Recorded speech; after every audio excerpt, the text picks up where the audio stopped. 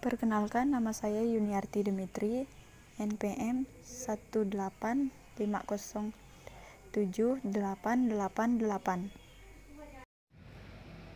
Perkenalkan, nama saya Valentinus Alvia.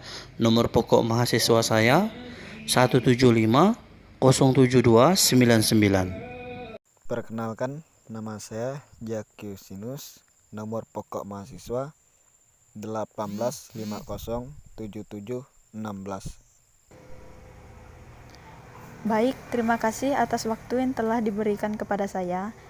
Di sini saya akan menyampaikan tentang konsep informasi akuntansi penuh. Konsep informasi akuntansi penuh yaitu seluruh aktiva yang pendapatan diperoleh atau seluruh sumber yang dikorbankan suatu objek informasi. Contohnya, total aktiva, total pendapatan, total biaya yang diolah sesuai objek informasi tersebut. Jadi, untuk penjelasannya, informasi akuntansi penuh selalu bersangkutan dengan objek informasi. Nah, gimana objek informasinya? Itu berkaitan dengan total aktiva, total pendapatan, total biaya. Nah, yang kedua di sini saya akan menjelaskan perbedaan full accounting information, full cost, dan full costing. Full accounting information memiliki 3 unsur, yaitu full asset, full revenue, dan full cost. Nah, kenapa full cost berkaitan dengan objek informasi? Di situ kita bisa lihat bahwa full cost merupakan produk yang mempengaruhi metode penentuan cost. Produk yang digunakan itu ada tiga yaitu full costing atau variable costing, aktivitas costing. Setelah itu kita harus tahu full costing, peran full costing. Nah, jadi full costing merupakan salah satu metode penentuan produk yang membebankan seluruh biaya produk sebagai cost produk, baik biaya produksi yang variabel maupun tetap. Jika perusahaan menggunakan pendekatan full costing dalam penentuan cost produksinya, maka full cost merupakan total biaya produksi, antara lain bahan baku tambah biaya tenaga kerja langsung ditambah biaya overhead pabrik, variabel ditambah biaya overhead pabrik tetap. Nah, hal ini bisa kita lihat mempunyai unsur yang membentuk cost yang menggunakan pendekatan full costing dalam penentuan produksinya. Sekian dari saya, terima kasih. Baik, terima kasih atas kesempatan yang telah diberikan kepada saya. Di sini saya akan menjelaskan materi tentang akuntansi manajemen, yaitu manfaat informasi akuntansi penuh. Yang pertama, pelaporan keuangan. Yang kedua, analisis kemampuan. Ketiga, keterangan biaya. 4, penentuan harga jual dalam cost tipe kontrak. Kelima, penentuan harga jual normal. 6, penentuan harga jual yang diatur pemerintah. 7, penyusunan program. Nah, dari ketujuh ini akan saya jelaskan satu persatu.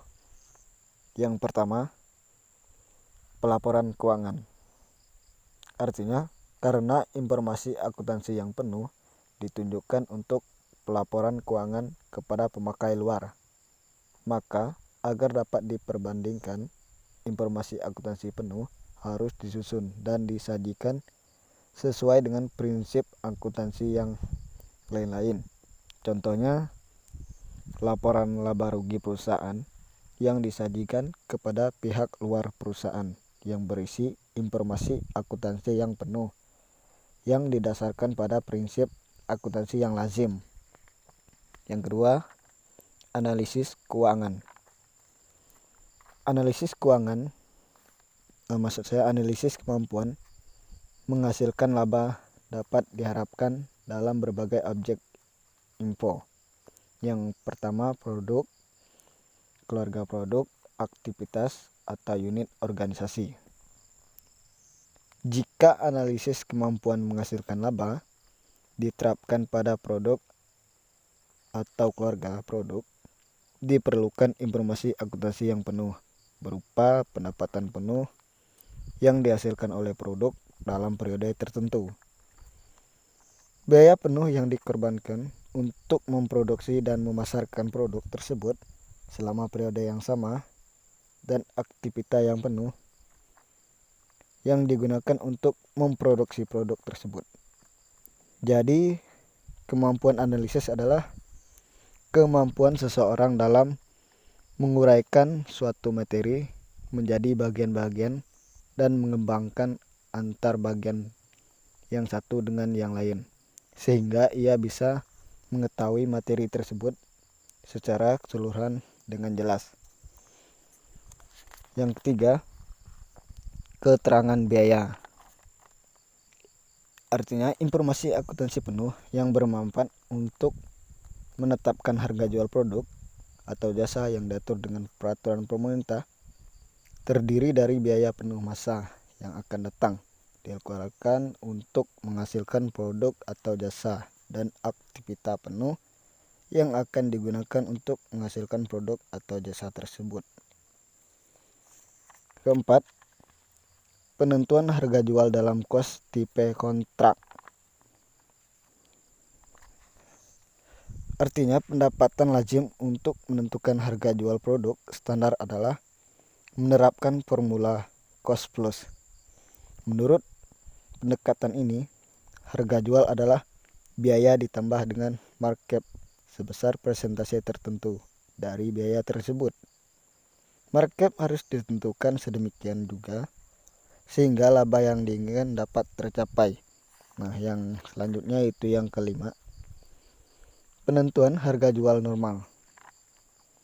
Dalam penentuan harga jual normal, terdapat dua unsur yang diperhitungkan, yaitu taksiran biaya penuh dan laba yang diterapkan, yang diharapkan. Karena taksiran biaya penuh ditambah dengan laba yang diharapkan merupakan harga jual. Lalu yang selanjutnya itu yang keenam, penentuan harga jual yang diatur pemerintah. Nah, perusahaan yang harga jual produknya diatur dalam peraturan pemerintah, yaitu untuk perusahaan yang mengatur hajat hidup orang banyak. Nah, sehingga dalam penetapan harga jual produk dibutuhkan pedoman unsur-unsur biaya produksi dan non-produksi. Dan cara pengukurannya, tiap kenaikan harga diatur peraturan pemerintah yang harus dapat dipertanggungjawabkan.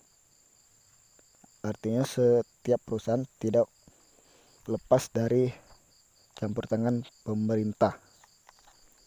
Selanjutnya, yang ketujuh atau yang terakhir, penyusunan program. Penyusunan program adalah proses penentuan kegiatan-kegiatan yang akan dilaksanakan oleh suatu organisasi dalam jangka panjang, dalam kurun umumnya untuk jangka waktu 3 tahun sampai dengan 5 tahun. Dan penaksiran jumlah sumber-sumber yang dihasilkan pada setiap program. Baik, selanjutnya saya akan menjelaskan materi, yaitu rekayasa informasi akuntansi penuh. Untuk memenuhi berbagai kebutuhan manajemen,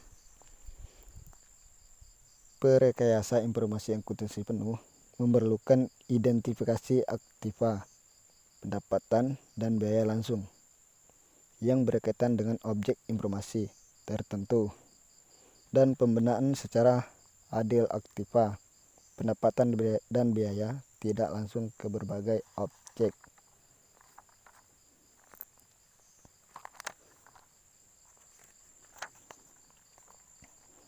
Nah, dari identifikasi aktiva merupakan info akuntansi penuh yang dimanfaatkan manajemen untuk melaporkan suatu pelaporan keuangan sebuah perusahaan. Nah, dari beberapa faktor ini bertujuan untuk menentukan kebutuhan manajemen dan informasi akuntansi. Hal ini juga perlu disajikan ke informasi yang relevan sehingga suatu tujuan yang ingin dicapai akan tercapai secara maksimal.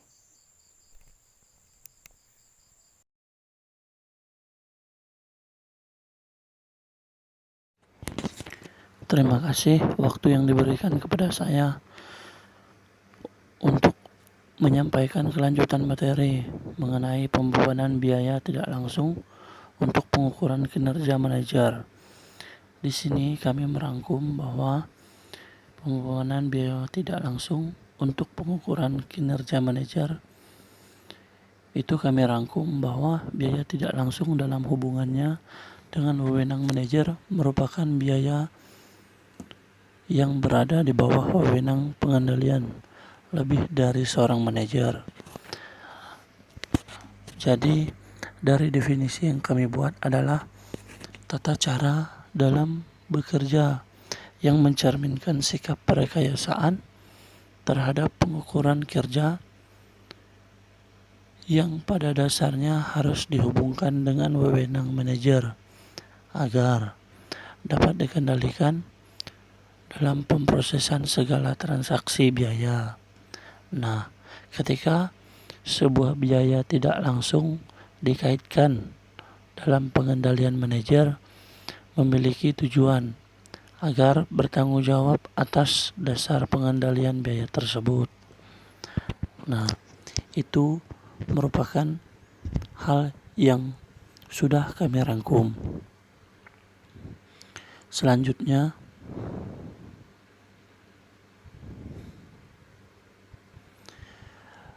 pembebanan biaya tidak langsung untuk pelaporan keuangan kepada pihak luar. Nah, di situ kami merangkum bahwa ditunjukkan terutama kepada pihak luar yang menghasilkan informasi kos sediaan yang dipakai sebagai dasar untuk penilaian sediaan atau inventory valuation.